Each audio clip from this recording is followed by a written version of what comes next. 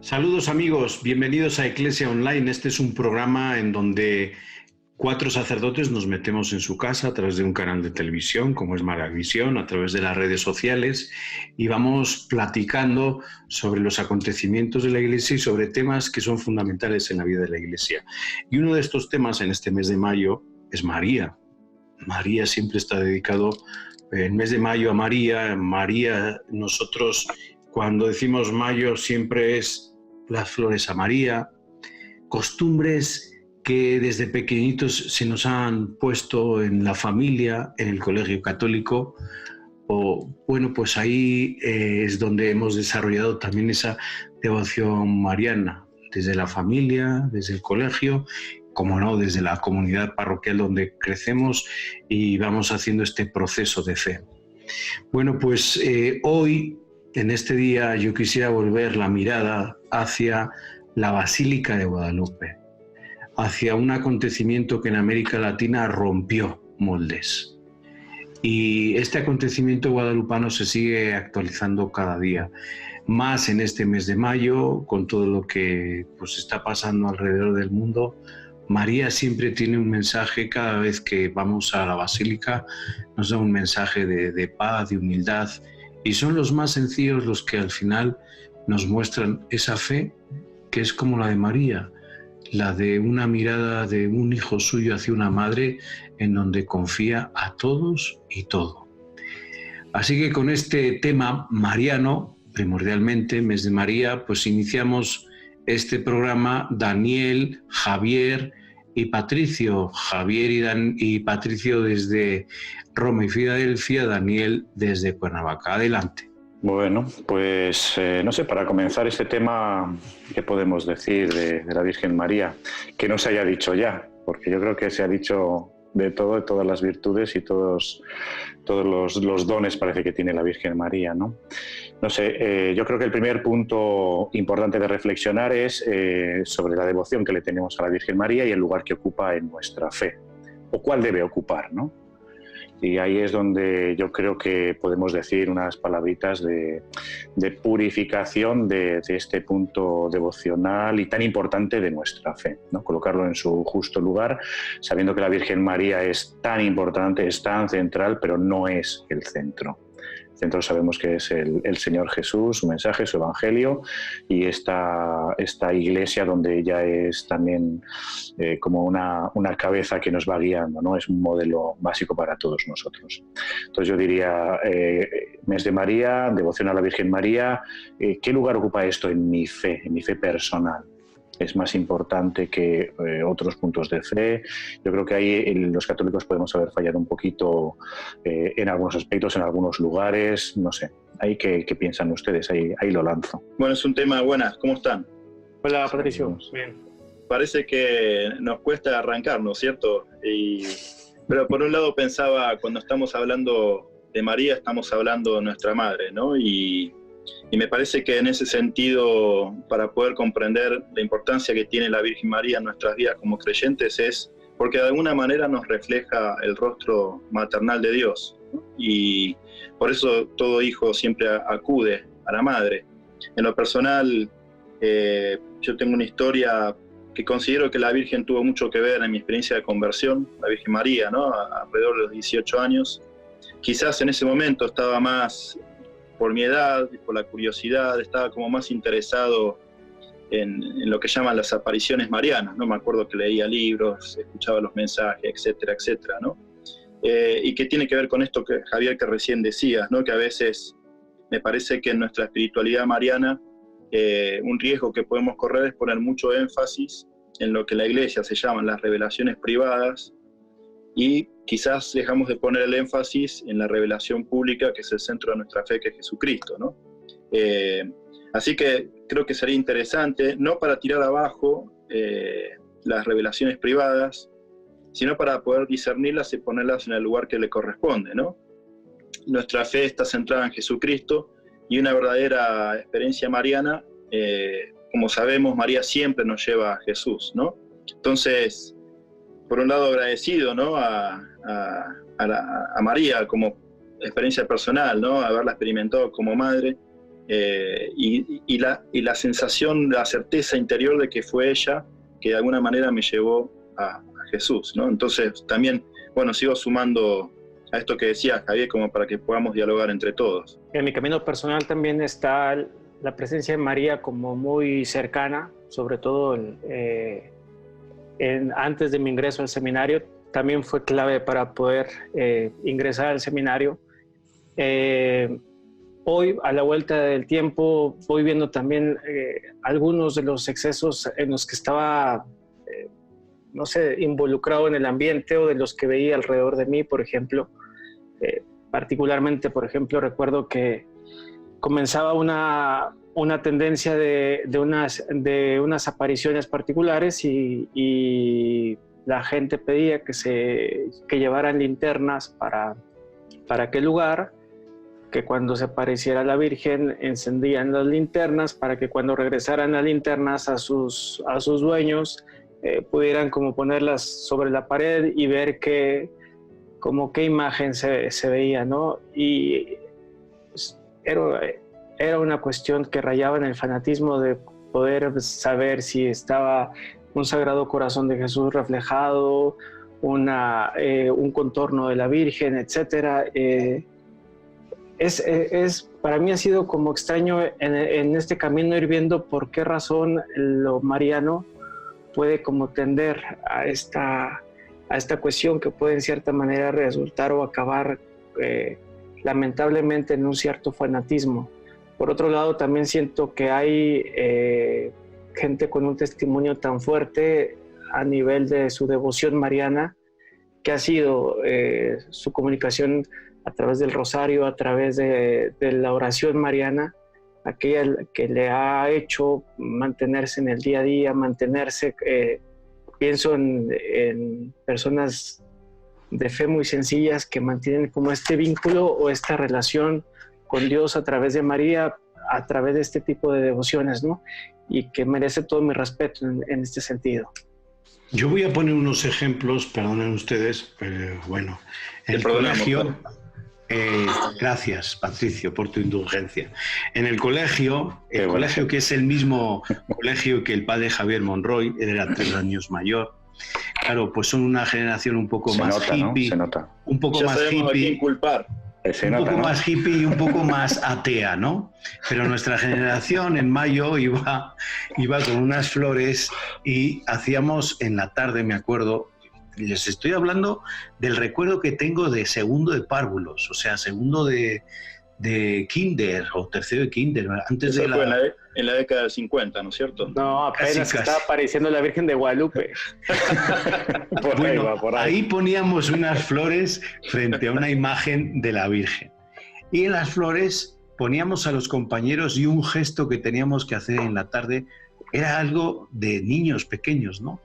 Pero a uno le queda esa devoción de, bueno, rezamos a María, ponemos las flores a María, pero luego va y el gesto, ¿de acuerdo? Me acuerdo que era Pili Álvarez y aún me acuerdo la imagen y la clase. Pero voy a más, decías tú de la devoción, Daniel. Yo creo que la devoción y las conversiones han sido muy fuertes en la gente que ha presenciado algo, ¿no? No es que haya como el otro día una foto, el día de la oración de la pandemia extraordinario, que unas nubes y la luz y ahí estaba la Virgen. No saben describir, la gente que se ha convertido no saben describir lo que ha pasado, pero que ha habido un cambio. Y son 3 cosas que yo veo que coinciden en todas estas personas que han sido convertidas, ¿no? Primero, el rezo del rosario, la Eucaristía y la confesión. 3 cosas que son pilares para ellos y que les está ayudando a ver una iglesia pues mucho más fraterna, una iglesia que sí ayuda a los pobres y a la vez que está preocupada, una iglesia que tiene sacerdotes buenos y no tan buenos, una iglesia perfecta e imperfecta, ¿no? Santa y pecadora.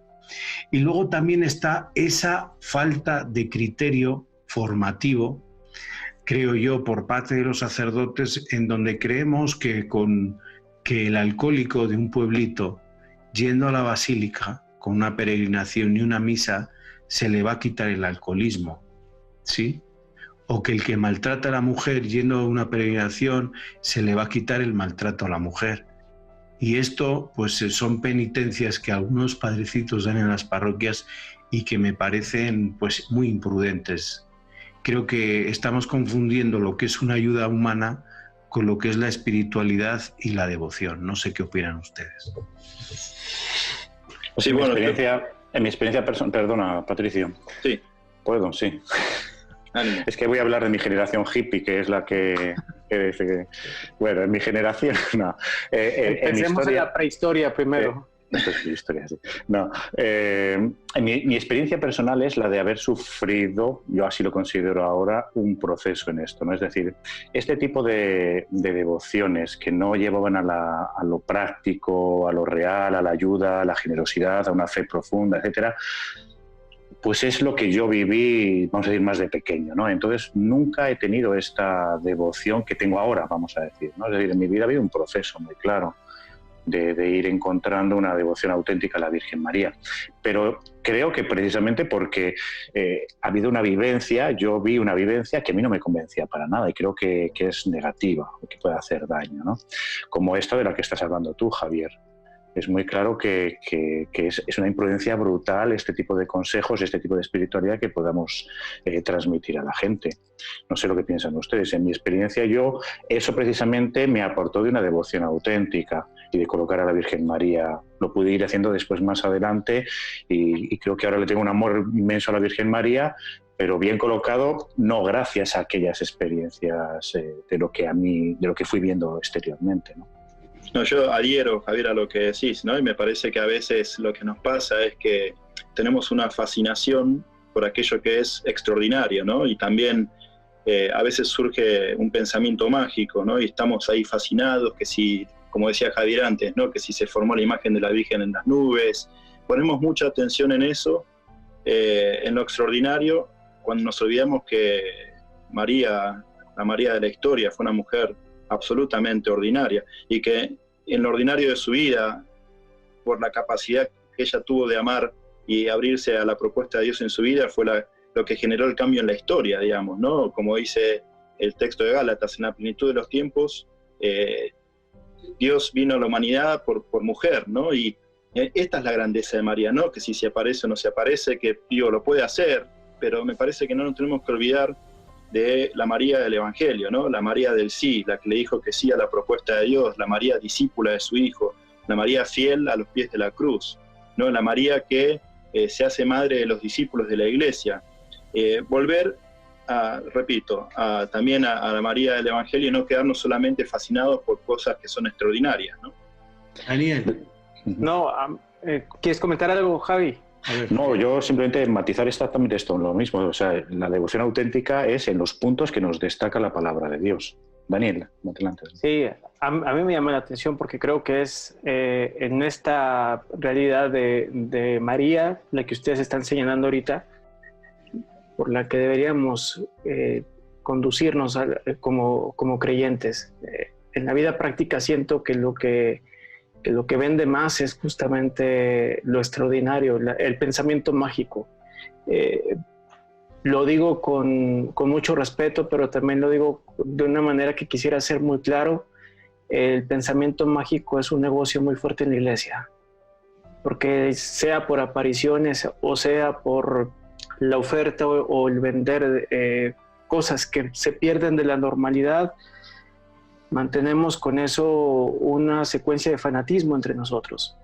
Pienso que en este sentido la distinción entre una sana relación con María, una sana devoción a María y todo lo contrario tiene que ver justamente con el pensamiento mágico, ¿no? Bueno, pues vamos un momento a un corte y seguimos aquí en Iglesia Online.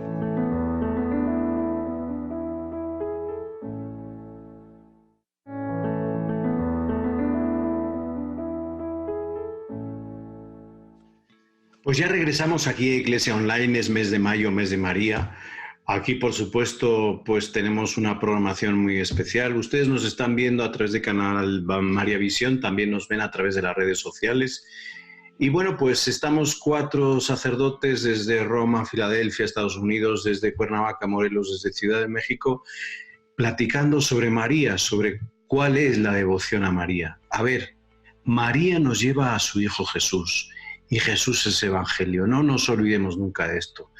Javier, desde la Sagrada Escritura yo creo que podemos fundamentar esta devoción a María y sobre todo que María nos lleve a Jesús, a su palabra. Sí, comentábamos en la primera parte que es precisamente la Madre de Jesús, de la palabra de Dios, a la que le tenemos que tener devoción, o a la que nos va a enseñar tantas cosas sobre ella, pero sobre todo sobre nosotros.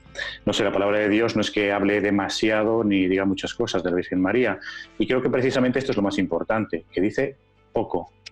Pero cada uno de los puntos que podemos sacar de la palabra de Dios, de los evangelios, sabemos que nos llevan a campos inmensos de lo que Patricia ha dicho en la primera parte, profundamente ordinaria, humana, sencilla. Pienso que este es el punto más importante. No sé, luego comentan ustedes si quieren de alguno de los aspectos de la palabra de Dios o de la Virgen María que sale en la palabra de Dios. Para mí el más significativo, voy a decir importante, pero no creo que sea más importante, ¿no? Pero el más significativo ha sido siempre el de la Virgen María que está a los pies de la cruz, ¿no? El Stabat Mater, ¿no? ¿Por qué? Porque es el momento en el que veo esta profunda sencillez, humanidad, donde ahí me imagino lo que es la madre, el dolor, el sufrimiento, la incomprensión, la esperanza, la soledad, no sé, puedo inventarme cantidad de cosas, ¿no? Pero fíjense, la palabra de Dios, el Evangelio dice simplemente que estaba, nada más. Y es que además no necesitamos saber nada más, creo yo. Con eso ya me da a mí una fortaleza interna de decir, gracias Madre, porque así es como yo quiero estar ante Jesús, ¿no? Qué lindo esto que decís, Javier, ¿no? De que María estaba. Como decía también antes, me parece que es un rasgo discipular de María, ¿no? Y de las mujeres especialmente, ¿no? Las mujeres que tienen esta capacidad de estar, pase lo que pase, están, ¿no? Es elocuente ese pasaje porque los discípulos lo habían abandonado a Jesús, pero María estaba ahí. Este rasgo tan femenino, ¿no? Y que de alguna manera, como decía también antes, nos refleja este rostro maternal de Dios, ¿no? Que algún papa, creo que fue Juan Pablo I o Pablo VI, que llegó a decir Dios, además de padre, es madre. Y María creo que de alguna manera nos ayuda a comprender este rasgo maternal de Dios también, ¿no? En esta presencia incondicional que está en cualquier circunstancia. A mí en lo personal me gusta mucho el texto de la Anunciación, ¿no? Porque nos habla del sí de María, ¿no? Y me parece que también es una invitación a nosotros, ¿no? El sí de María cambió la historia de la humanidad. Tuvo una fecundidad enorme. A la vez también nosotros, si nos animamos, ¿no? Por el testimonio de la Virgen María a decir que sí a las propuestas de Dios en nuestra vida, de alguna manera estamos colaborando con esta transformación de la historia, ¿no? El sí, que no pasa por grandes cuestiones, sino el sí de lo cotidiano, decirle que sí a las propuestas de Dios, ¿no? En lo doméstico, en el ámbito del trabajo, de la familia, etcétera, ¿no? Así que bueno, me quedo también con el sí de María en el texto de la Anunciación. No sé si quieren también traer algún otro pasaje. A propósito de los pasajes, pensaba también en líneas o aspectos de una espiritualidad mariana, como para ir un poco cerrando de mi parte lo que quisiera yo comentar. Tomando como base los evangelios que ya empezaron ustedes, pienso que pensar en una auténtica espiritualidad mariana nos habla en primer lugar de una espiritualidad que toma como fundamento la normalidad de vida, es decir, que no es ajena a la realidad histórica, ajena a mi propia vida, sino que asume mi historia y asume mi vida para ponerla de frente a Dios. Entonces, como un primer rasgo de espiritualidad mariana, creo que pudiera ser la normalidad. Segundo, como la transición, que la devoción nos lleva a la adoración, es decir, que la cercanía con María nos lleve justamente a la adoración de su Hijo. Otra línea de una espiritualidad mariana creo que es la solidaridad, ¿no?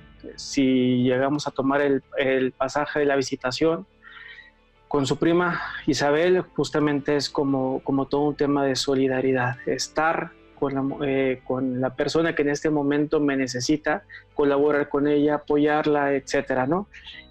Otro que es una espiritualidad interventiva, particularmente creo que la presencia y no solo de la mujer, sino de María como mujer en el Evangelio, también nos da una línea de espiritualidad mariana de saber intervenir cuando debemos intervenir.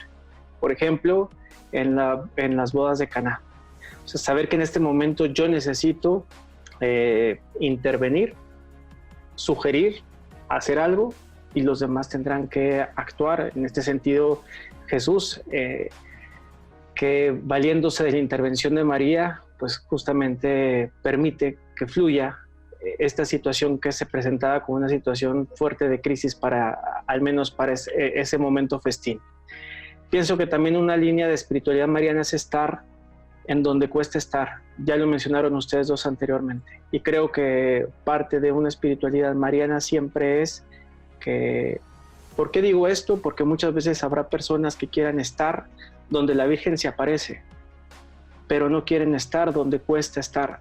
Es decir, en una relación de pareja donde hay conflicto, donde hay problemas, donde hay hijos en los que hay que atender, donde hay situaciones personales que no he atendido, y prefiero estar en el lugar de aparición a estar en el lugar donde cuesta estar. Y pienso que la mujer del Evangelio, María, al pie de la cruz con esta parte del Evangelio que ustedes han dicho, nos habla de esto. Por último, pienso que una línea también fundamental de espiritualidad mariana es la disponibilidad. Es decir, que mi vida sea capaz de transformar la vida de otros. Que con mi vida, que con mi testimonio, que con mi relación con Dios, con Jesús, esto pueda ser también una manera para transformar la realidad del otro. Y esto basándome en el texto de la Anunciación que ya sacaba ahorita Patricio, ¿no? Es decir, saber que hay cosas que son bendiciones de Dios que llegan a mi vida, no solamente lo que nuestro padre Agustín decía, no temo al Señor que pasa, temo que pase y no vuelva a pasar en mi vida, pero esto es patrocinado por los agustinos recoletos, lo digo. Hay publicidad, que salga ahí abajo, que salga. Nos están lavando la cabeza los agustinos, Daniel. Tengamos cuidado. Pero si tú eres exalumno, calla. Pero si no hay quien te convenza. Eso me decían en la escuela todo el tiempo, calla, no me dejaban hablar. Eran Y padres, ahora no hay quien te... padres profesores. Sigue, Daniel. Nomás para cerrar, entonces, pienso que hay cosas que Dios nos manda en nuestra vida que repercuten en la vida de los demás. Entonces, este rasgo de espiritualidad mariana como la disponibilidad, saber que nuestra disponibilidad al servicio de los demás, que nuestra disponibilidad de aquello que hacemos repercute también en la vida de otros, ¿no? Como parte de la bendición que no solamente Dios mandó a mi vida. Esto creo que es un aspecto fundamental entre una aparición. Muchas veces la aparición se siente como un regalo personal particular que viene del cielo hacia abajo. En cambio, verlo desde esta perspectiva es darnos cuenta que aquello que Dios nos manda repercute, favorece, se distribuye al resto de los demás. Quiero hacer una aclaración en cuanto a esto de la Sagrada Escritura. A mí me gusta el texto en donde están los apóstoles y está María. En un momento en donde están envueltos en la luz de la resurrección y están dando los primeros pasos en medio de una incertidumbre y un miedo terrible, ¿no? Es un texto que a mí me acompaña en momentos en donde pues hay que hacer decisiones, en donde estoy en este momento, y pues al final me ayuda, ¿no? Me ayuda a esto. Y quiero, ya saliendo de lo de María nos lleva a Jesús, y siguiendo dentro de este marco, ¿no? Salimos, pero estamos dentro del marco de María nos lleva a Jesús, a pues este fenómeno de las apariciones que ya lo han dicho los tres en distintos momentos. El Papa Francisco habla con Alexander Aguimelo en un libro dedicado a encuentros con la Virgen María, y él lo dijo en un viaje, en una rueda de prensa en el avión, ¿no? Pero también le dice a este autor, dice, mira, yo reitero que la Madre de Dios ama a todos y que no es un jefe de la oficina de correos para enviar mensaje todos los días, ¿no? Y creo que en esto, pues, el Papa y la comisión de estudio, pues sí han aprobado las 7 apariciones que ha habido, por ejemplo, en Medjugorje, del 24 de junio al 3 de julio del año 81. Pero yo sí que quiero ver en esto, no sé, ustedes han estado, Daniel, Javier, en estas tierras, que nosotros hemos estado, Patricio y un servidor, en la Basílica, los 4 hemos estado en la Basílica. Cuando vas a un santuario mariano hay algo que no puedes describir, pero hay algo. Es un fenómeno, ¿sí? Llámese Basílica de Guadalupe, Luján, llámese Fátima, el Pilar, no sé, hay Lourdes, ni digamos Lourdes, ¿no? Con todos los enfermos y todo ese paisaje que hay alrededor, algo indescriptible, pero también ha sido, como hemos dicho en el primer bloque, algo abusivo. Y en donde como iglesia a lo mejor no hemos tratado bien este tema o lo hemos fomentado. No sé qué opinen ustedes. Pues mira, yo estuve en Medjugorje hace ya muchos años y mi experiencia es precisamente de estos 2 puntos que estás diciendo tú, ¿no? Es decir, era un lugar pues de oración, de encuentro, era bonito, veías una presencia especial y yo especialmente iba con un grupo, porque me tocó sustituir, ¿no?, como capellán con un grupo que venía precisamente de aquí de Roma, y iba para allá. Pero era un grupo, yo diría que movido fundamentalista, ¿sí? Yo no lo conocía, ahí me voy a justificar. Fundamentalista en el sentido de este sentido negativo que estás diciendo tú, ¿no, Javier? De los excesos, ¿no? Como que eso era el centro de todo y ahí había milagros todos los días y ahí tal, y si no te lo creías, pues eras casi ateo. Y como tú estás siendo sacerdote, no podías creer que allí cada 10 minutos se hacía un milagro. Digo, bueno, a ver, hay una presencia real, la siento, sí, aquí está la fe, aquí hay una experiencia especial, sí.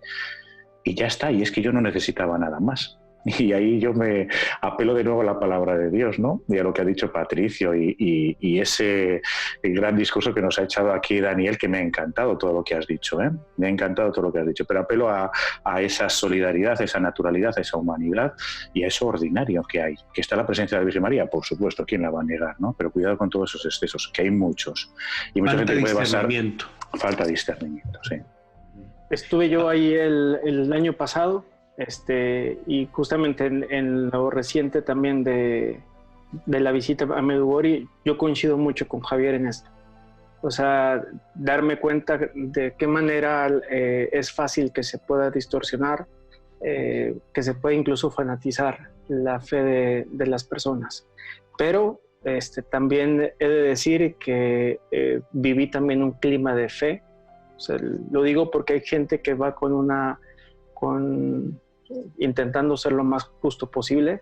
Hay una gente que va con toda la disponibilidad para vivir una experiencia de fe.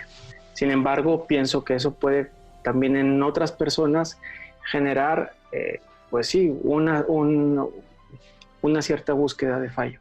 Bueno, más bien lo que diría es, yo también he ido a lugares de apariciones, ¿no? Y quizás en alguna etapa de mi vida estaba más como inquieto o fascinado por eso. Pero repito lo que dije antes, las apariciones no son parte de la revelación pública. Todo lo que Dios tiene para decir ya ha sido dicho en Jesús, ¿no? Que es la plenitud de la revelación. Y las revelaciones privadas, que así se le llaman a estas apariciones, uno no está obligado a creer. Uno puede creer si uno siente que le acerca a la fe. Uno no puedo negar los frutos tampoco que se generan en estos espacios, yo lo he visto, pero también insisto en no caer en estos extremos, ¿no? Donde ponemos quizás énfasis en cosas que no tienen que ver con el núcleo de nuestra fe. Y no nos olvidemos que nuestra fe es cristocéntrica, está en la palabra de Dios, está en ser discípulos. Las apariciones a veces insisten solamente en el tema de la adoración y lo cultural, cuando el Jesús de la historia en ningún momento, esto yo lo he dicho, en ningún momento dijo vengan y adórenme. Jesús todo el tiempo repetía vengan y síganme. Nuestra fe nos lleva al discipulado, que supone la adoración, que supone el culto, supone lo celebrativo, pero es un seguimiento, es un estilo de vida, y la María de la historia es la que nos enseña a esto. Así que, bueno, gracias por los aportes. Pues muchísimas gracias, Daniel, Javier, Patricio, por este aporte. Es claro, la Virgen María siempre nos va a llevar a ser más detallistas, a tener ternura y sobre todo a la palabra de Dios, y desde la palabra de Dios a tener un criterio de discernimiento para obrar como ella quiere, que al final es como Jesús nos dijo. Nos vemos en el siguiente programa. Hasta la próxima.